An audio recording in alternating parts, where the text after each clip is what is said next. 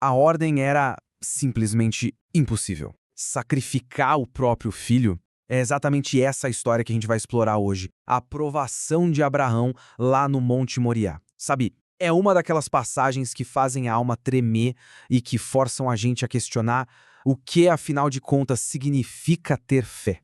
Tudo começa com essa ordem divina que é chocante e dolorosamente pessoal.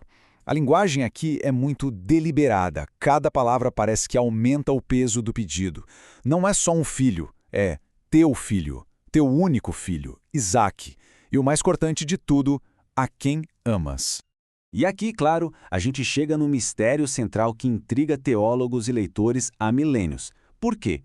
Qual seria o propósito por trás de um comando que parece contradizer a própria natureza de Deus? Bom, é isso que vamos tentar desvendar nesta análise. Vamos mergulhar um pouco mais fundo na anatomia dessa ordem divina, porque ela não é um pedido simples de jeito nenhum, é na verdade uma das declarações mais complexas e carregadas de significado de todas as Escrituras. Pensa só, a ordem é divina, vem direto de Deus. É terrível, porque pede o impensável. É profunda, testando a fé até o seu limite máximo. E, como a gente vai ver, é incrivelmente profética. O paradoxo aqui é imenso. O mesmo Deus que prometeu Isaque, que o deu como um milagre, agora o pede de volta. E o ponto crucial é este. Deus especifica Isaque, o filho da promessa, não Ismael. Ele pede aquele filho que foi esperado por décadas, o centro de todas as esperanças de Abraão. Isso já estabelece um princípio fundamental. A fé verdadeira não entrega a Deus o que é supérfluo, mas sim aquilo que é mais precioso. Agora, a reação de Abraão é de certa forma tão chocante quanto a própria ordem. Não tem argumento, não tem discussão, só obediência. A narrativa então se move para a jornada dele, uma caminhada silenciosa que esconde uma fé inabalável e ao mesmo tempo uma agonia interior profunda. E essa jornada dura 3 dias. Esse número não é por acaso não, ele é carregado de um peso simbólico e profético.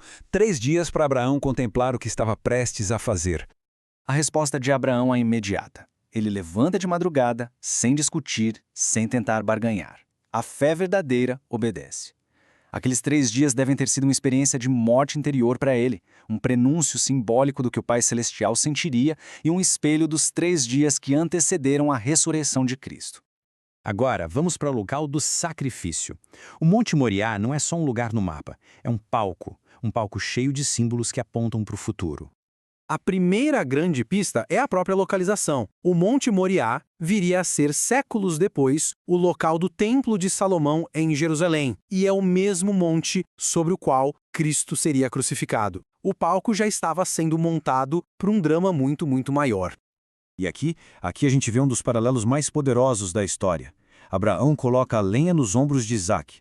O filho carrega o instrumento do seu próprio sacrifício. É uma imagem que ecoaria séculos depois, com Cristo carregando sua própria cruz em direção ao Calvário.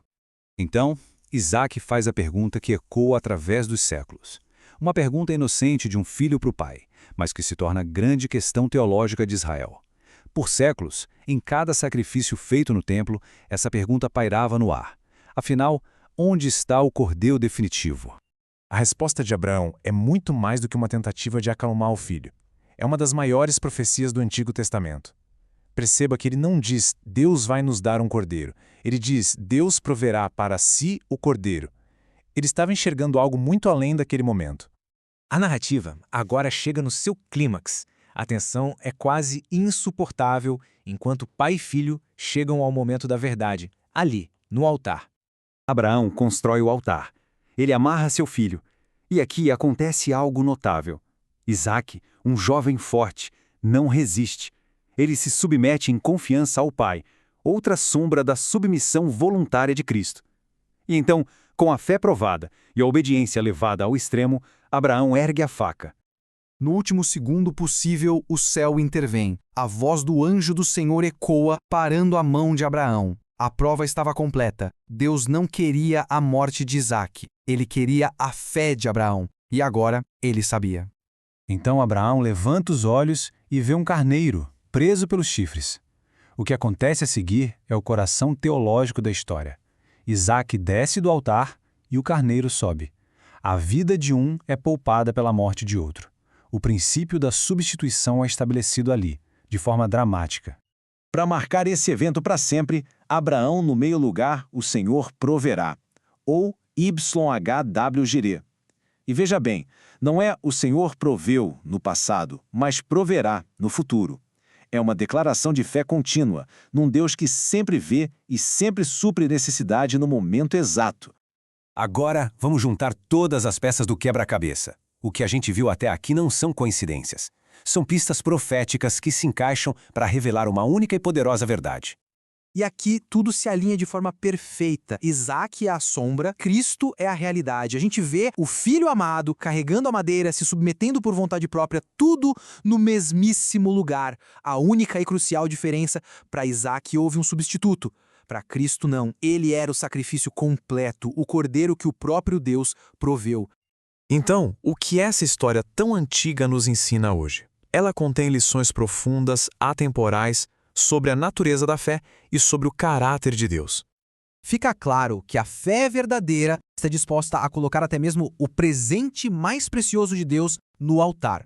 Que as provações não são para nos punir, mas para revelar a profundidade da nossa confiança. Nada que é verdadeiramente entregue a Deus é perdido, é devolvido, mas de uma forma nova, mais profunda. E por fim, que a provisão milagrosa de Deus, o tal carneiro no arbusto, é sempre encontrada no caminho da obediência. No fim das contas, a história de Abraão e Isaac não é sobre um pai disposto a sacrificar o filho. É sobre um pai celestial revelando o seu próprio coração, mostrando através de uma sombra viva e intensa o que ele mesmo faria um dia naquele mesmo monte: oferecer seu único filho amado como o cordeiro que tira o pecado do mundo.